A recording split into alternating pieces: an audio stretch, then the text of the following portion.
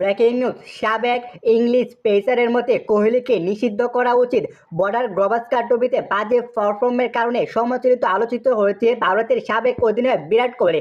ভারতের সাবেক কোচ রবি শাস্ত্রী তো বলেই দিয়েছেন তাকে ঘরোয়া ক্রিকেট খেলানো উচিত। তবে বর্ডার গাভাস্কার ট্রফিতে কোহলিকে বেশি আলোচনায় এসেছিলেন অস্ট্রেলিয়ার তরুণ ব্যাটসম্যান স্যাম কনস্টান্সকে ইচ্ছাকৃতভাবে ধাক্কা মেরে, যার জন্য জরিমানাও ও একটি ডিমেরিট পয়েন্টও পেয়েছেন বিরাট কোহলি।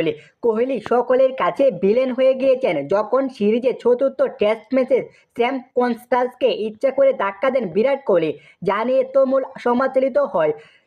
অভিজ্ঞ এই ক্রিকেটার এইসব আচরণের কারণে আবারও উঠে এসেছে সাবেক পেসার ইংলিশ স্টিভ হারমানসিন মনে করেন কোহলিকে শাস্তিটা কম করে দেওয়া হয়েছে আর তাকে শাস্তি আরও দেওয়া উচিত।